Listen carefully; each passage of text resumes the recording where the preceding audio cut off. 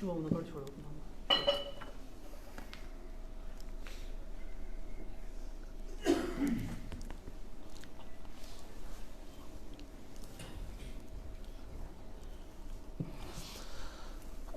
علیکم ورحمۃ اللہ وبرکاتہ۔ الحمدللہ وحدہ والصلاة والسلام علی من لا نبی بعدہ، اما بعد فاعوذ باللہ من الشیطان الرجیم، بسم اللہ الرحمن الرحیم۔ واصبر نفسک مع الذین یدعون ربهم بالغداة والعشی یریدون وجہہ ولا تعد عیناک عنہم۔ عن ابن عباس رضی اللہ تعالی عنہما قال قال النبی صلی اللہ علیہ وسلم وفی روایت مر النبی صلی اللہ علیہ وسلم بعبد اللہ ابن رواحہ وهو يذکر اصحابہ وقال رسول اللہ صلی اللہ علیہ وسلم واصبر نفسک مع الذین الى آخرہ۔ رواہ الامام الہمام الطبرانی فی معجمہ۔ صدق اللہ العظیم وبلغنا رسولہ النبی الامی الکریم ونحن علی ذلک لمن الشاہدین والشاکرین والحمد للہ رب العالمین۔ میرے معزز دوستو، اللہ رب العزت کا کرم ہے کہ اللہ پاک نے ہمیں علماء حق کے ساتھ جوڑا ہے۔ اس پر اللہ کا جتنا شکر ادا کریں اتنا کم ہے۔ یہ علماء کرام جب تک اس امت میں موجود ہیں، اس امت کی ہدایت کے لیے کافی ہیں۔ اور یاد رکھیں، اگر بندہ اپنے وقت کے علماء کی قدر نہ کرے تو یہ ایسا ہے جیسے امتی اپنے نبی کی قدر نہ کرے۔ حدیث پاک میں ہے، اللہ کے رسول صلی اللہ علیہ وسلم فرماتے ہیں، علم والوں کی فضیلت امت پر ایسی ہے جیسے ایک نبی کی فضیلت اس کے اصحاب پر۔ اللہ رب العزت نے ہمیں علماء حق کے ساتھ جوڑا، یہ بہت بڑی فضیلت بھی ہے اور بہت بڑا اعزاز بھی ہے۔ دوسری بات، اللہ رب العزت کا یہ بھی کرم ہے کہ اللہ پاک نے ہمیں اہل حق والا کام کرنے کی توفیق عطا فرمائی ہے۔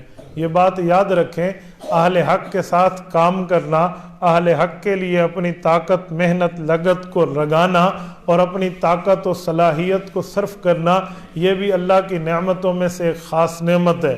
بادشاہ جسے چاہتے ہیں بادشاہی کا کام لیتے ہیں۔ بادشاہ جس سے راضی نہ ہو یا اس کے کام کو اچھا نہ سمجھے تو بادشاہ اس سے کام نہیں لیتے۔ اللہ پاک ہم سے دین کا کام لے رہے ہیں تو اللہ کی رضا کی نشانی ہے۔ اللہ پاک اس کو سلامت با کرامت رکھے۔ نمبر 3، بندہ یہ چاہے کہ میں اپنے جان، اپنا مال، اپنا تن من دھن اللہ کے راستے میں قربان کرنے والا بنوں۔ کیوں؟ جب بندہ اپنی جان، مال، وقت کو اللہ کے لیے خرچ کرتا ہے تو اللہ کی رحمت، اللہ رب العزت کی قدرت اس بندے کے اوپر مہربان رہتی ہے۔ یاد رکھیں، جتنی عبادات ہیں یا جتنی معاملات ہیں حقوق اللہ میں، یہ اللہ کو راضی کرنے کے ایک طریقے ہیں۔ یاد رکھیں، جب کسی بندے کا دنیا میں کسی سے عشق مجازی ہو جاتا ہے تو ہم دیکھتے ہیں جو عشق مجازی میں مبتلا ہو وہ اپنے محبوب کی باتیں کرتا ہے، ہر وقت اسی کی دھن میں لگا رہتا ہے۔ اس پر پیسے خرچ کرنے پڑیں تو اپنے جیب کو فارغ کرنا اپنے لیے بہتر سمجھتا ہے۔ اس کے گھر کے اس کو چکر لگانے پڑیں تو یہ بندہ ضرور جائے گا۔ ہاں، کبھی یوں بھی ہے کہ اپنے محبوب کی یاد میں یہ کھانا پینا چھوڑ دیتا ہے، اور کبھی یوں بھی ہے کہ اگر اس کو جان دینی پڑے تو یہ محبوب کے قدموں میں جان دینا اپنے لیے سعادت سمجھتا ہے۔ میرے بھائیو، یہی چیزیں ہیں جو ہمیں عبادت میں ملتی ہیں۔ مثلاً کلمہ طیبہ ہے، مثلاً نماز ہے، مثلاً زکوٰۃ ہے، مثلاً روزہ ہے، مثلاً حج ہے، اور آخر میں شہادت فی سبیل اللہ ہے۔ کلمہ پڑھنے کا معنی ہم نے اللہ کو محبوب بنا لیا، ہم اللہ کا نام لے رہے ہیں۔ نماز کا معنی ہم صرف اللہ سے باتیں کرتے ہیں، غیر اللہ سے تعلق ہمارا نہیں ہے۔ روزے کا معنی ہم اپنے محبوب کے لیے کھانا پینا چھوڑ دیتے ہیں۔ زکوٰۃ کا معنی اپنے محبوب پہ مال خرچ کرنا اپنی سعادت سمجھتے ہیں، اور قربانی کا معنی اپنے محبوب کے حکم پہ جانور کو ذبح کر دیتے ہیں۔ ایک وقت آیا ہم شہادت کی موت قبول کر کے شہید فی سبیل اللہ کہلائیں گے کہ اپنا خون اور اپنی جان بھی اللہ کے نام پہ خرچ کر دیں گے۔ میرے دوستو یہ چیزیں ہیں، انہیں ادائے محبوبی کہتے ہیں۔ اگر یہ ہمارے اندر ہوئی ہم کامیاب ہیں، یہ ہمارے اندر نہ ہوئی ہم ناکام ہیں۔ کامیابی کے زینے یہ تین ہیں جو میں نے آپ کی خدمت میں رکھے، ایک اللہ کی رضا ہونا، ایک اللہ کے نام پہ مال خرچ کرنا، تیسرا علماء کی قدر اور اہل حق کے ساتھ چلنا۔ رب العزت کا کرم ہے، اللہ پاک نے ہمیں سارے عطا فرمائے ہیں، اللہ اسے قبول بھی فرما لے۔ میں ایک جملہ مزید سمجھانے کے لیے آپ کی خدمت میں رکھتا ہوں۔ حضرت بلال حبشی رضی اللہ عنہ، یہ ان کے نام کے ساتھ جو حبشی آتا ہے نا، اس پر بھی ایک بات سمجھ لیں۔ ہمارے ہاں دو چار باتیں غلط مشہور ہیں۔ لوگ کہتے ہیں بلال حبشی کالے رنگ کے تھے، ان کے ہونٹ موٹے تھے، اتنے کالے، لوگ ان کے کالے ہونے کی پتہ نہیں کیا کیا ثبوت پیش کرتے ہیں۔ یہ جھوٹ ہے، کذب ہے، بہتان ہے۔ حضرت بلال کالے نہیں تھے۔ آپ اٹھائیں اسد الغابہ، امام جزری رحمہ اللہ نے لکھا ہے کہ وہ گندمی کلر کے تھے، جیسے گندم کا رنگ ہوتا ہے، گندم کالی نہیں ہوتی۔ اسد الغابہ میں دیکھیں وہ گندمی کلر کے ہیں۔ اور یہ جو کہتے ہیں وہ اتنے ہونٹ موٹے اور یہ ساری باتیں غلط ہیں۔ وہ حبشہ کے رہنے والے تھے، لیکن حبشہ کا ہر آدمی کالا نہیں ہوتا۔ حبشہ کے کچھ بندے گندمی بھی ہوتے ہیں اور کچھ سفید بھی ہوتے ہیں۔ آج کی زبان میں سمجھاؤں، جیسے امریکہ ہے، امریکہ میں لوگ کہتے ہیں گورے رہتے ہیں، کہتے ہیں نہیں کہتے؟ یہ صدر اوباما گورا تھا جو امریکہ کا صدر رہا ہے، یہ تو کالا تھا، تو یہ امریکی نہ ہوا؟ تو میرے دوستو، اس طرح کسی قوم میں کچھ اور رنگ کے بھی ہوتے ہیں، اس لیے حضرت بلال کے خلاف یہ کمنٹس نہ پیش کیا کرو کہ کالا بلال تھا، یہ تھا، وہ تھا، یہ باتیں غلط ہیں۔ حضرت بلال، میں بات کر رہا تھا ان کی سعادت کی، ان کی سعادت مندی یہ ہے کہ جس جگہ بیٹھ کے یہ اذان دیا کرتے تھے، رات کو اسی جگہ بیٹھے ہوتے، اللہ کے رسول گھر تشریف لے جاتے۔ فرماتے ہیں جب یہ گھر جاتے حضور پاک، تو باہر کے لوگوں میں آخری نظر حضرت بلال کی حضور پر پڑتی۔ حضور گھر تشریف لے جاتے، اور جب حضور پاک صبح گھر سے باہر نکلتے، وہ تہجد کی اذان کا ٹائم ہوتا، حضرت بلال وہاں بیٹھے ہوتے، تو پہلی نظر اس امت میں حضرت بلال کی حضور پر پڑتی۔ رب العزت نے کیا مقام دیا ہے، کیا مرتبہ دیا حضرت بلال رضی اللہ عنہ کو۔ اللہ پاک نے حضرت بلال کے نام کے ساتھ اذان کا ایسا تعلق جوڑا ہے، حضور پاک کی حالت سفر ہو یا حالت حضر ہو، حضرت بلال اس کام کے لیے مختص ہے۔ شیخ زکریا رحمہ اللہ فضائل اعمال میں لکھتے ہیں کہ جب رسول اللہ کی وفات کے بعد یہ ملک شام تشریف لے گئے تھے، کسی عرصے کے بعد واپس آئے تو سب نے اذان کی درخواست کی، جن میں حضرت حسن اور حسین سر فہرست تھے رضی اللہ عنہما۔ باقیوں کی بات پہ تو عذر کر لیا، لیکن ان شہزادوں کو انکار نہ کر سکے، تو اذان شروع کی نا، تو مدینہ کے لوگوں کو حضور کا زمانہ یاد آ گیا۔ دیکھو اللہ پاک نے کیسا اس بندے کا کہاں تعلق جوڑا ہے، اور وہ رہنے والا کہاں کا ہے، کس جگہ کا ہے۔ جو رسول اللہ کے پاس آیا ہے وہ یوں دین کے لیے جڑا ہے۔ اللہ تعالیٰ آپ کو مکہ المکرمہ لے جائے، اللہ آپ کی برکت سے ہمیں بھی لے جائے۔ اب مکہ المکرمہ سے طائف آئے نا، یہ 140 کلومیٹر بنتا ہے۔ طائف کی وہ وادی جدھر اللہ کے رسول نے سفر کیا اور سفر طائف کے ظلم برداشت کیے ہیں۔ میں پوری بات نہیں، ان میں سے ایک نقطہ دینے لگا ہوں۔ حضرت رسول اللہ پہ طائف کے لوگوں نے جب ظلم کیے تو رسول اللہ ایک باغ میں آرام کے لیے تشریف لے گئے۔ وہ باغ ربیعہ کا تھا، وہ باغ آج بھی موجود ہے۔ 1400 سال کے بعد وہ باغ آج بھی ایک منڈیر کے اندر موجود ہے۔ میں نے کئی بار اس باغ کی زیارت کی ہے۔ آپ اس باغ میں جائیں، آپ کو منظر سامنے آئے۔ ربیعہ ٹھیک ہے حضور پاک علیہ السلام کا ماننے والا نہیں تھا، لیکن مہمان نواز تھا۔ اس نے اپنے غلام عاداس کو کہا، عاداس عراقی تھا، سعودیہ کا نہیں تھا، کہا یہ انگور کے خوشے لے اور جا، یہ پردیسی مہمان ہے، دو بندے ہیں، ایک رسول اللہ تھے اور ایک حضرت زید ابن حارثہ تھے رضی اللہ عنہ، کہا ان کے پاس لے جاؤ اور ان کو یہ انگور کھلاؤ۔ تو وہ غلام تھا، کہنا مان کے چل پڑا، جیسے لوگوں کی جو ہے نا مہمان نوازی کے لیے آقا کے کہنے پہ چلتا تھا، لیکن قدرت مسکرا رہی تھی۔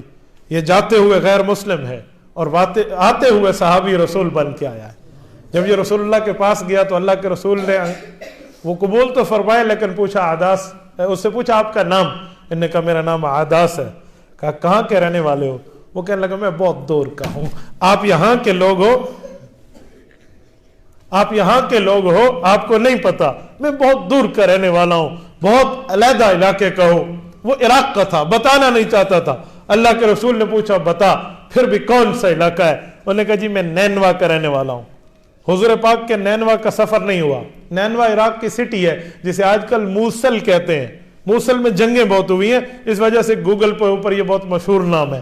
تو کہا میں موصل, اس زمانے میں اس کا نام نینوا تھا, میں نینوا کا رہنے والا ہوں. حضور پاک علیہ السلام نے فرمایا اچھا میرے بھائی کا علاقہ ہے. انہوں نے کہا آپ کا بھائی؟ آپ تو عرب سے, وہ عراق, کون سا آپ کا بھائی؟ حضرت یونس علیہ السلام اللہ کے نبی ہیں. یونس ابن متہ, متہ ان کے والد کا نام ہے. تو حضرت یونس علیہ السلام نینوا کے رہنے والے تھے. اللہ پاک نے بات رسول اللہ پر کھولی ہوئی تھی, تو حضور علیہ السلام نے فرمایا میرے بھائی یونس وہاں رہتے ہیں. وہ فق ہو گیا. اس نے کہا بالکل آپ گئے نہیں ہیں, آپ جانتے کیسے؟ کہا میرے اللہ نے مجھے علم دیا ہے. کہا آپ کی دعوت کیا ہے؟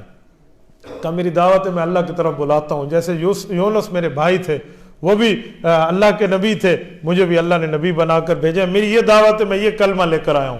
اس بندے نے کلمہ پڑھ کے اسلام میں داخل ہو گئے. یہ گفتگو کے بعد جب وہ واپس لوٹا نا وہاں سے, تو وہ مالک ربیع اپنے دوستوں کو کہنے لگا کہ میں نے اس غلام کو بڑے عرصے سے اپنے پاس رکھا ہے, یہ جو چہرہ لے کر گیا تھا وہ چہرہ لے کر نہیں آ رہا, اس کا چہرہ بدل گیا. دیکھو یہ لوگ دین کے لیے جو منتخب ہوئے ہیں, اور ان سے اللہ پاک نے دین کا کام لیے. اور رسول اللہ کے ساتھ جو صحابی ہیں اس جنگ میں, اس غزوے میں, اس دعوتی سفر میں جو ساتھ گئے ہیں, زید ابن حارثہ, عجیب واقعہ ہے. زید ابن حارثہ اپنی ماں کے ساتھ نانی امی سے ملنے آ رہا ہے, راستے میں ڈاکوؤں نے ڈاکہ ڈالا ہے, زید کی ماں سے زید کو جدا کر دیا ہے. ماں روتی ہوئی واپس چلی گئی. ڈاکوؤں نے اس بچے کو پکڑا اور مکے کے بازار میں آ کر فروخت کر دیا اور غلام بنا لیا. کسے کیا پتا, جسے غلام بنا کے بھیج رہے ہو اس کا نام اللہ کے قرآن کا لفظ بنے گا, لیکن قدرت مسکرا رہی ہے نا, تو وہ غلام بن گیا ہے. وہ حکیم ابن حزام کے پاس آیا ہے. حکیم ابن حزام نے اپنی خالہ خدیجہ بنت خویلد کو ہدیہ کر دیا ہے کہ خالہ یہ میرا غلام ہے, میں نے خریدا ہے, یہ آپ کا ہو جائے. خدیجہ بنت خویلد کی شادی اللہ کے رسول سے ہوتی ہے, وہ ام المؤمنین بنتی ہیں رضی اللہ عنہا. تو زید ساتھ لاتی ہیں اور زید رسول اللہ کو ہدیہ کرتی ہیں. اللہ کے رسول صلی اللہ علیہ وسلم حضرت زید کو اپنے ساتھ رکھتے ہیں. غلاموں میں جس نے سب سے پہلے کلمہ پڑھا ہے حضرت بلال کا نمبر بعد میں ہے, زید کا نمبر پہلے ہے. تو زید نے کلمہ پڑھ لیا اور زید رسول اللہ کے پاس رہنے لگے ہیں. اوقاز کے بازار میں اللہ کے رسول دعوت دینے جاتے تھے. اوقاز کا بازار یہ کوئی مارکیٹ نہیں ہے. اس زمانے میں طائف اور اس کے درمیان, مکہ کے درمیان ایک وادی ہے, وادی نعمان. وادی نعمان کے ساتھ ایک جگہ ہے بیضہ. اس بیضہ کے اندر 4 مہینے تک ایک مارکیٹ لگتی تھی, اسے اوقاز کا بازار کہتے ہیں. میں گیا ہوں نا تو میں نے اس جگہ کا وزٹ کر کے دیکھا ہے کہ اوقاز کیا تھا. اس بازار میں لوگ آتے تو یہ قسم کا بازار 4 مہینے تک چلتا. یہاں میلے ہوتے, کشتیاں ہوتی, قسم قسم کی چیزیں ملتی. حضور ہر سال یہاں دعوت دینے کے لیے جاتے تھے تو زید ابن حارثہ ساتھ جاتے. تو حج کے اوپر کچھ لوگ آئے ہوئے تھے, حج سے پہلے لگتا تھا بازار, زید کے علاقے والے, اور ان کی زبان پہ وہ ترانہ تھا جو زید کے والد حارثہ نے زید کی جدائی میں گایا تھا. اس ترانے کا مطلب تھا میرے بیٹے زید آج تو ہوتا تو کتنا اچھا ہوتا, یہ میری زمین سیراب ہو چکی ہے, یہ فصلیں لہلہا رہی ہیں, مجھے اپنے بیٹے کی یاد پھر بھی ہے, میری آنسو ڈگمگا رہے ہیں, میری آنکھ برس رہی. اس طرح کے الفاظ تھے اس قصیدے میں. تو لوگوں نے اسے یاد کیا ہوا تھا. وہ جملے لوگ کہتے کہتے جب آئے تو حضرت زید سے, وہ بچپن میں تھا, اب تھوڑی عمر بڑی ہو گئی, ان سے ملاقات ہوئی تو ان کے علاقے کے لوگوں نے کہا اچھا تو یہاں ہے, تیرا باپ رو رو کے ایک دیوانہ بن چکا ہے, تیری ماں تجھے یاد کرتی ہے, اچھا ہم اس کو جا کر بتائیں گے. یہ حج سے واپس لوٹے تو وہ جا کر ان کو خوشخبری دی کہ آپ کا بیٹا تو زندہ ہے. آپ نے سمجھا وہ مارا گیا ڈاکوؤں کے ہاتھوں, نہیں, وہ بنو ہاشم خاندان ہے, مکہ کا بہت پیارا مشہور خاندان ہے, وہ وہاں ان کا غلام ہے, آپ جائیں, ان کو جو قیمت دیں گے آپ کا بچہ آپ کو مل جائے گا. وہ بوریوں میں پیسے بھر کے آئے اس زمانے کے. حارثہ خود آیا اپنے بچے کو لینے اور ساتھ اپنے بھائی کو لایا, حضرت زید کے چچا کو. اور جب پوچھتے پوچھتے رسول اللہ کے گھر آئے ہیں, آپ علیہ الصلوۃ والسلام کا دروازہ کھٹکھٹایا, رسول اللہ سے ملاقات ہوئی, پوچھا ایسی ایسی بات ہے, ہمارا بچہ آپ کے پاس ہے. جی بالکل میرے پاس ہے، ہم یہ دام لائے ہیں، منہ مانگے دام آپ کو دیں گے، آپ یہ لے لیں اور ہمارے بچے کو ہمیں لوٹا دیں۔ اس کی ماں اسے بہت یاد کرتی ہے، اس کا علاقہ اور اس کا خاندان ہے، وہ غلام نہیں ہے، دھوکہ کیا گیا تھا ہمارے ساتھ، ہماری یہ پوری ترتیب بتائی۔ حضور علیہ السلام نے فرمایا ایسی کوئی بات نہیں ہے، اپنے دام اپنے پاس رکھو، میں بچے کو بلاتا ہوں، آپ اس سے پوچھ لینا، وہ آپ کے ساتھ جائے گا تو لے جانا، ورنہ تو میں اسے دھکے سے تو نہیں بھیجتا۔ تو حیران ہو کے کہتے ہیں بیٹا باپ کے ساتھ نہیں جائے گا، بھتیجا چچے کے ساتھ نہیں جائے گا، یہ ہو سکتا ہے؟ تو حضور پاک علیہ الصلوۃ والسلام نے بلایا اور حضرت زید ملے، والد ملا، پھوٹ پھوٹ کے رویا، چچا ملا، کہا زید انہیں جانتے ہو؟ کہا جی میرے ابو ہیں، میرے چاچو ہیں، میں نے جانتا ہوں۔ بچے پہلا بیٹا ہو باپ کے سینے پہ پل کے جمع ہوتا ہے، کہ میں اسے جانتا ہوں، میرے والد محترم ہے۔ تو کہا آپ کو لینے آئے ہیں۔ تو کہا ابو خیر؟ کہا آپ بیٹا آ جاؤ، یہاں تو آپ غلامی میں ہو، وہاں بہت آزاد رہو گے۔ آپ کی پوری بات ہوئی، سنجیدگی ہے، یادداشت ہے، بالغ ہے، بڑے ہو چکے ہیں، فیصلہ کرنے کی صلاحیت حضرت زید میں ہے۔ ابو کو عرض کیا ابو جتنی بات بھی ہو لیکن میں یہاں اس در کو چھوڑ کے جانا نہیں چاہتا۔ کہا بیٹا غلامی کی زندگی کو ترجیح دے رہا ہے آزادی پہ؟ انہیں ہاتھ تھاما، کہا ابو آپ کو پتہ ہے یہ غلامی کس کی ہے؟ اس جیسی غلامی پہ ہزاروں آزادیاں قربان ہیں۔ یہ زید ہے۔ 22ویں پارے کا دوسرا صفحہ اٹھاؤ، فلما قضا زید منہا، رب نے نام لیا حضرت زید کا۔ تو جو دین کے ساتھ جڑا ہے نا، رب نے کہاں سے کہاں پہنچا دیا، کہاں پہنچا دیا، کیوں؟ اس نے اپنے آپ کو دین کے ساتھ جوڑا ہے۔ سیدنا عمر رضی اللہ تعالیٰ عنہ نہیں فرماتے تھے کننا اذل الناس اعز الاسلام، کہ ہم ذلیل لوگ تھے۔ میرا والد خطاب میرے چہرے پہ تھپڑ مار کے کہتا عمر تجھے اونٹ چرانا نہیں آتے؟ کہا ایک وقت وہ بھی آیا جب 22 لاکھ مربع میل کا عمر امیر المؤمنین کہلایا ہے۔ میرے دوستو جو دین کے ساتھ جڑتا ہے نا، پھر دین یوں عزت دیتا ہے، یوں عزت۔ حضرت ابو ہریرہ رضی اللہ عنہ کے بارے میں ہے کہ جب غنیمتوں کے مال دنیا سے اکٹھے ہوتے اور ان کے پاس پہنچاتے تو حضرت ابو ہریرہ رضی اللہ عنہ مالدار تھے، اپنا ایک رومال کاٹن کا اٹھایا اور اس میں ایک دن زکام کی وجہ سے ناک صاف کرنے لگے، فرمان لگے بخا ابو ہریرہ، وہ وقت ابو ہریرہ تجھے یاد ہے جب تو روضہ جنہ ریاض الجنہ اور حضور کے گھر کے درمیان بے ہوش ہوتا تھا اور لوگ آ کر تیرے علاج کے لیے وہاں علاج کے طرح طرح کے طریقے شروع کرتے کہ اس بیچارے کو مرگی ہو گئی ہے، حالانکہ مرگی نہیں ہوتی، وہ میں بھوک اور افلاس کی وجہ سے بیمار ہوتا۔ کہا آج یہ عالم ہے۔ تو میرے دوستو اللہ دین کے ساتھ جوڑنے والوں کو دیتا ہے۔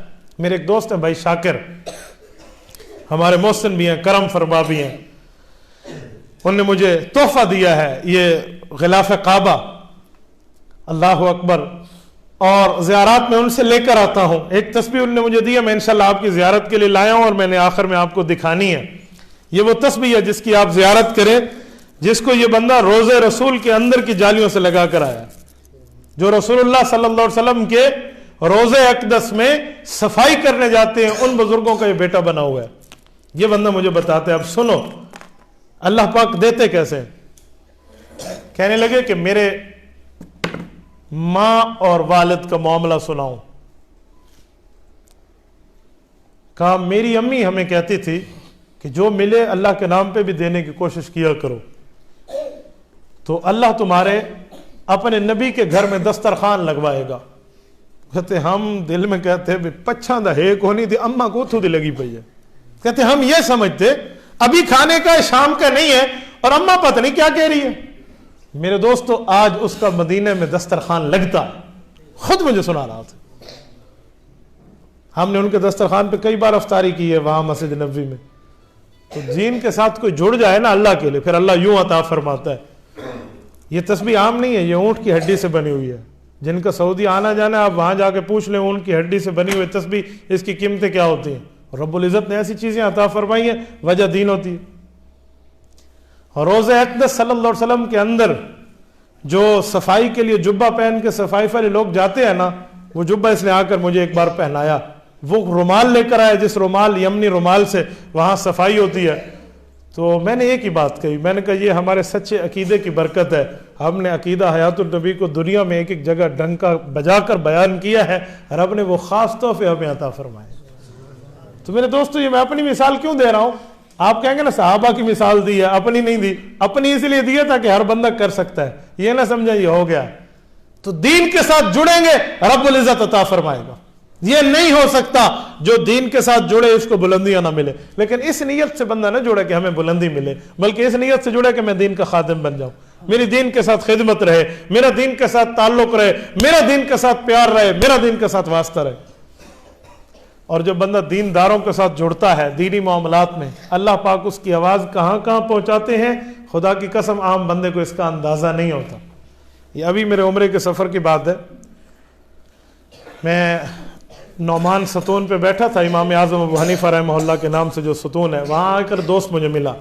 مجھے کہنے لگا آپ کو میں رسول اللہ صلی اللہ علیہ وسلم قدموں میں لے کر جاتا ہوں، میرا بڑے تعلقات ہے، آپ چلے میں آپ کو روضہ نبی میں قدمین کی طرف بٹھاتا ہوں. میں نے کہا بڑی سعادت ہے. کہنے لگے ایک بندے کو لے جاؤں گا، میرے ساتھ کچھ دوست کہا نہیں ایک کو لے جاؤں گا. تو سب نے مجھے کہا استاد جی آپ چلیں. 3 دن اسی وقت میں وہ لے کر جاتا رہا، ہم 4 گھنٹے وہاں بیٹھے. ایک دن کے بعد میں بالکل اصحاب صفہ کے چبوترے میں بیٹھا ہوں، جس جگہ اصحاب صفہ کا مدرسہ یہ وصبر نفسک کا مال الذین وہیں اتری ہے آیت آئین. اس جگہ میں نے تلاوت کے لیے قرآن کریم اٹھایا تو میرے اٹھنے میں پچھلی صفوں کے کچھ دوستوں نے مجھے دیکھ لیا، انہوں نے پہچان لیا، مجھے نہیں پتا تھا. وہاں سے ایک دوست اٹھ کے آیا اور مجھے کہتا ہے کہ حضرت یہ موبائل اور میں نے آپ کو بیان سنا ہے اور اللہ نے مجھے آپ سے ملا دیا، میرے اندر یہ کمیاں ہیں، چلو میں بتا دوں. کہا میں غیر مقلد ہوں، آپ میرے یہ اشکال حل کریں، اشکال حل ہو گیا میں توبہ کر لوں گا. 2 منٹ کی بات ہوئی ہے، 4 منٹ کی اس بندے نے توبہ کا اعلان کیا اور پھر اسی وقت وہاں وہ بیعت ہوا ہے. اور مجھے کہنے لگا مجھے کوئی نصیحت کر دیں.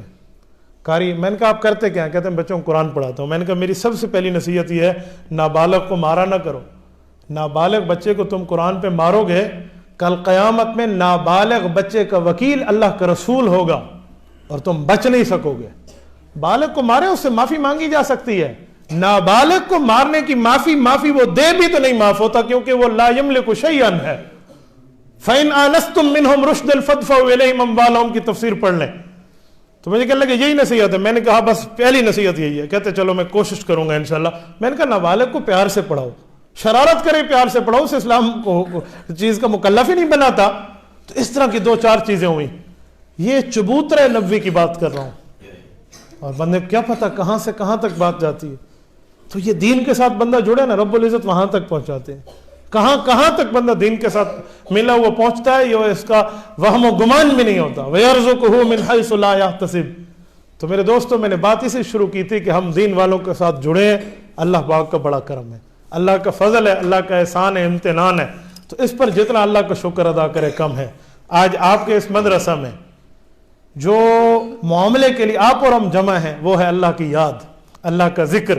میرے دوستو حضرت مولانا عمران حیدر صاحب روزانہ کی بنیاد پہ آپ کو مجلس ذکر پہ بلاتے ہیں، تو آپ کوشش کیا کریں کہ آپ اللہ کے نام سیکھنے کے لیے کہ اللہ کہا کیسے جاتا ہے، درود شریف کی تسبیحات پڑھی کیسے جاتی ہیں، ان وظائف کو کیا کیسے جاتا ہے، یہ سیکھنے کے لیے آپ ان حضرات کے پاس آئیں اور ان کی مجلس میں بیٹھیں، ان کی محفل میں بیٹھیں.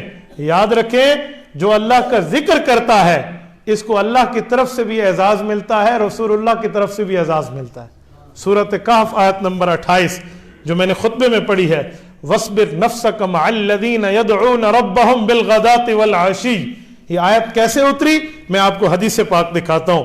یہ معجم الصغیر طبرانی ہے، یہ امام طبرانی رحمہ اللہ کی معجم الصغیر ہے، ایک ہی جلد میں ہے، بیروت سے چھپی ہے. اس کے صفحہ نمبر 723 پر میں آپ کی خدمت میں حدیث پاک پڑھ دیتا ہوں. یہ 1084 نمبر کی حدیث ہے. حضرت عبداللہ ابن عباس سے ہے، مر النبی صلی اللہ علیہ وسلم بعبداللہ ابن رواحہ الانصاری وهو يذكر اصحابه فقال رسول الله صلی اللہ علیہ وسلم اما انکم الملا الذین امرنی اللہ ان اصبر نفسی معکم ثم تلا هذه الآیہ واصبر نفسك مع الذین يدعون ربهم بالغداة والعشی الى قوله تعالی وکان امره فرطا. حضرت عبداللہ ابن عباس فرماتے ہیں کہ صحابی رسول حضرت عبداللہ بن رواحہ رضی اللہ عنہ اپنے صحابہ کو بیٹھ کر ذکر کرا رہے تھے. حضور پاک علیہ السلام گزرے تو حضور نے فرمایا اچھا تم لوگوں کے لیے تو اللہ نے مجھے فرمایا ہے کہ میں تمہارے پاس بیٹھنے کا خود کو پابند بناؤں. پھر حضور پاک نے آیت پڑھی کہ اللہ فرماتے ہیں وَاصْبِرْ نَفْسَكَ مَعَ الَّذِينَ يَدْعُونَ رَبَّهُمْ بِالْغَدَاةِ وَالْعَشِيِّ. اے پیغمبر آپ خود کو ان کے ساتھ پابندی میں بٹھائیں جو لوگ اللہ رب العزت کو پکارتے ہیں صبح اور شام. युरीदून वजहा, ये अल्लाह की रजामंदी चाहते हैं। अगर लफ्ज गौर करना, उलमा समझते हैं तस्निया किसे कहते हैं। वला तादु ऐना कानहुम, ये ऐनान था, नून गिर गया इजाफत में, वला तादु ऐना कानहुम। ऐ प्यारे पैगंबर, इन जाकिरीन लोगों पर अपनी दोनों नजर शफकत रखें, दोनों आंखें रखना। आईना का, तेरी एक आंख इधर एक आंख उधर, यूं ना हो, दोनों आंखें इन्हीं के ऊपर हों। तो फिर हुजूर ने फरमाया, अच्छा, फरमाया अगर जो तुम्हारे अंदर आकर बैठा और गिना गया, इल्ला जलस मा इद्दतिहिम मिनल मलाइका, फरिश्तों के अंदर भी इस तरह एक बंदा आकर तुम्हारे साथ बैठेगा और वो गिना जाएगा। व इन सब्बहु व इन सब्बहुल्लाह सब्बहु व इन हमिदुल्लाह हमिदु व इन कब्बरुल्लाह कब्बिरु। फरमाया ये लोग अल्लाह की तस्बीह पढ़ेंगे, सुभान अल्लाह कहेंगे, फरिश्ते सुभान अल्लाह कहेंगे, या अल्हम्दुलिल्लाह कहेंगे, फरिश्ते अल्हम्दुलिल्लाह कहेंगे, या अल्लाहु अकबर कहेंगे, फरिश्ते अल्लाहु अकबर कहेंगे। सुम्मा यसउदूना इला रब, वो फिर अर्श की तरफ जाएंगे। वहुवा आलम मिन्हु वहुवा आलम मिनहुम, अल्लाह इन फरिश्तों से ज्यादा बेहतर जानते हैं कि ये कहां से आ रहे हैं, लेकिन ये कहेंगे या रब्बना इबादुका सब्बहुका फसब्बहना व कब्बरूका फकब्बरना व हमीदुका फहमिदना। ये कहेंगे मेरे अल्लाह, हम उस महफिल से आ रहे हैं, उस मजलिस से आ रहे हैं, उन लोगों के ग्रोह से आ रहे हैं जो आपकी तस्बीह करते थे, हम आपकी तस्बीह करते थे, वो आपका नाम लेते, हम आपका नाम लेते, वो आपकी तारीफ बयान करते, हम आपकी तारीफ बयान करते। फयकूल रब्बुना, हुजूर पाक फरमाते हैं तो अल्लाह फरमाएंगे, या मलाइकती, ऐ मेरे फरिश्तों, उशहिदुकुम अन्नी कद गफरतु लहुम, गवाह हो जाना मैंने इन तमाम लोगों की मगफरत कर दी है। फयकूलून, वो फरिश्ते कहेंगे, फीहिम फुलानुन व फुलानुन अल खत्ता, मेरे अल्लाह फला फला आदमी तो गलती से आकर बैठ गया था, वो तो इन जाकिरीन में शामिल नहीं था। रब फरमाएंगे, फयकूलु हुमुल कौम ला यशका बिहिम जलीसुहुम, फरमाया ऐ मेरे फरिश्तों, ये महफिल जिक्र वाली इतनी मुबारक है कि इनके साथ बैठने वाला भी कभी गुमराह और कभी जलील नहीं होता। मेरे दोस्तों, ये इस मजलिस की इब्तिदा के लिए हमने आपको बुलाया है, तो आप बुनियादी तौर पर जिक्रुल्लाह की फजीलत को समझते हुए आप जरूर तशरीफ लाएं। और एक बात मैं आपको बड़े खुले दिल से समझाऊं कि हमें ये बात चाहिए कि हम अल्लाह अल्लाह करने वाले बने, हमें ये बात चाहिए कि हम अल्लाह की रजा के लिए काम करने वाले बने, हमें ये बात चाहिए कि जैसे हमारी जुबान अल्लाह अल्लाह करती है वैसे हमारा दिल अल्लाह अल्लाह करने वाला बने। सिर्फ जुबान से बात नहीं बनती जब तक दिल अल्लाह अल्लाह न करे। ये खानकाहों का सिलसिला दिल को चलाने के लिए है। और सुनो, दिल अल्लाह अल्लाह कहता है, वो तब कहता है जब अल्लाह अल्लाह वालों के साथ बंदा अपने दिल को जोड़े।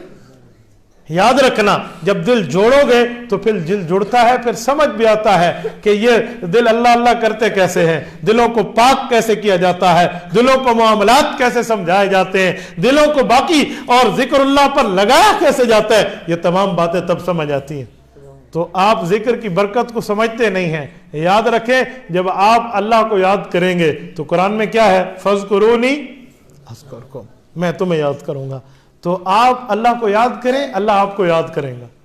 तो ये बात तो पक्की है, कुरान करीम ने हमें वाज़े कर दिया है। तो अल्लाह को याद करने वाले बने, अल्लाह को जो है ना क्या कहते हैं, दिल में बसाने वाले बने, अल्लाह अल्लाह करने वाले बने। जब आपका दिल अल्लाह अल्लाह करने वाला बन गया ना, तो याद रखें, जिसे कहते हैं ना, हाथ कारवार दिल यारवार। फिर हाथ बंदे का अपने काम में चल रहा होगा लेकिन दिल से अल्लाह याद होगा। वला तुते मन अगफलना, कल कुरान करीम में है, उसकी बात मत मानो जिस बंदे का दिल मेरी याद से गाफिल है। जिस बंदे का दिल मेरी याद से गाफिल है, तो मेरे दोस्तों ये सीखना पड़ता है, ऐसे नहीं आता। दुनिया का कोई सा काम हो, तेशी ते कांडी कीवे चलावनी, यही सीखना पौधा है। तो अल्लाह अल्लाह नहीं सीखना पड़ेगा, ये कैसे हो सकता है? इसको सीखें, खुद अपने अलहदगी में बैठ के करें। आप ना आए मजलिस में, लेकिन जब सीख जाए ना, तो सीखने के लिए तो आना पड़ता है, समझने के लिए आना पड़ता है। जब आप आएंगे, इस पर आपको अल्लाह रब्बुल इज्जत अजर भी देगा, अल्लाह मामलात भी देगा। तो जिक्रुल्लाह की मजलिस की तरतीब के लिए आप हजरात को बुलाया है। और मैं एक जुमला मजीद कहता हूँ, हुज़ूर पाक अलैहिस्सलाम फरमाते, इज़ा मररतुम बिरियाज़िल जन्नति फरतौ, कहा लोगो जब जन्नत के बागों पर गुजरो तो खूब चरो। या रसूल अल्लाह, जन्नत के बागात क्या है? फरमाया हलको जिक्र, जिक्र के हलके। رسول اقدس صلی اللہ علیہ وسلم نے یہاں کھاؤ نہیں فرمایا، خوب چرو ہے، فرتعو، کھانے اور چرنے میں ایک فرق ہے۔ حضرت شیخ رحمہ اللہ لکھتے ہیں کہ جو بندہ معمول کا کھائے اسے کھانا کہتے ہیں، جو زیادہ کھائے اسے کہتے ہیں، اور چار چار کے تھک نہیں گیا کہ اسے چرنا کہتے ہیں۔ فرمایا اس سے کثرت ذکر اللہ مراد ہے، کثرت ذکر اللہ، جسے کہتے ہیں نا صحبت اہل اللہ، اللہ والوں کے ساتھ صحبت کرو، بیٹھو، تو کثرت ذکر اللہ، اللہ کے نام کو زیادہ لو۔ اور قرآن کریم میں ہے وَلَا يَذْكُرُونَ اللَّهَ إِلَّا قَلِيلًا، کہ منافق اللہ کا تھوڑا ذکر کرتا ہے، اور مومن وَذَكَرَ اللَّهَ كَثِيرًا، اللہ کا زیادہ ذکر کرتا ہے۔ اور یہ جو ہے نا کہ قرآن کریم جو ہمیں فرماتا ہے کہ نبی کی زندگی تمہارے لیے بہترین نمونہ ہے، ان میں ذاکرین شامل ہیں۔ لوگ آیت پڑھتے ہیں، آدھی پڑھتے ہیں لَقَدْ كَانَ لَكُمْ فِي رَسُولِ اللَّهِ أُسْوَةٌ حَسَنَةٌ، بس میں کہتا ہوں آگے پڑھیں، یہ سورت نمبر 33 سورت احزاب کی آیت نمبر 21 ہے، پارہ نمبر بھی 21 ہے، اور 21 پارے کا سیکنڈ لاسٹ صفحہ ہے، ذرا پڑھیں اس آیت کو پورا پڑھیں۔ لَقَدْ كَانَ لَكُمْ فِي رَسُولِ اللَّهِ أُسْوَةٌ حَسَنَةٌ لِمَنْ كَانَ يَرْجُو اللَّهَ وَالْيَوْمَ الْآخِرَ وَذَكَرَ اللَّهَ كَثِيرًا، فرمایا جس میں 3 باتیں ہوں گی اس کے لیے نبی کی زندگی بہترین نمونہ ہے۔ نمبر 1 لمن کان یرجو اللہ، جس کی امیدیں اللہ سے ہوں، غیر اللہ کا پجاری نہ ہو، موحد و مشرک نہ ہو۔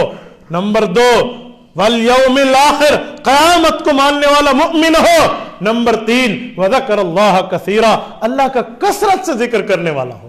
جس کے لیے یہ 3 ہوں گے تو لقد کان لکم فی رسول اللہ اسوۃ حسنہ، اس بندے کے لیے رسول اللہ کی زندگی بہترین نمونہ ہے۔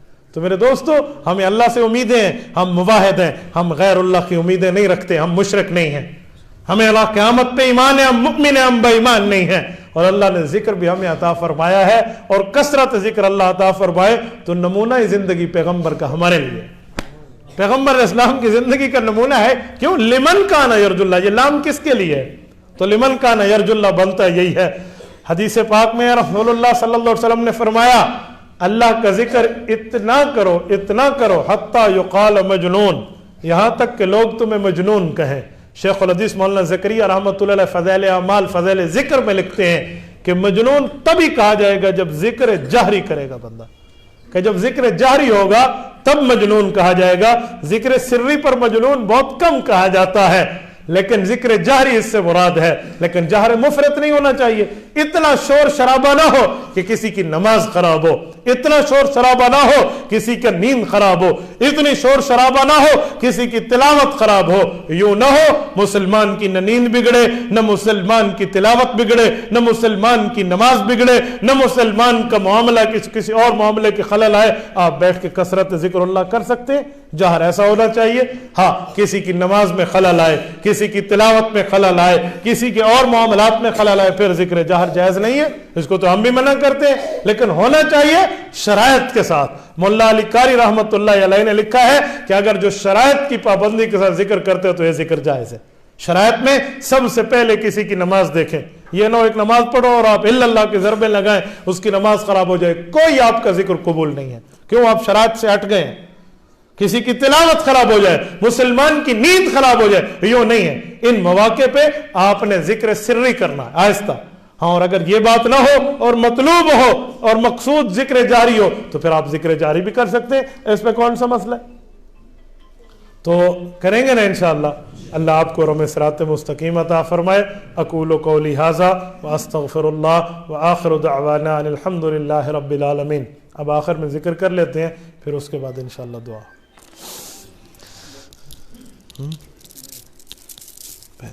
آخر تک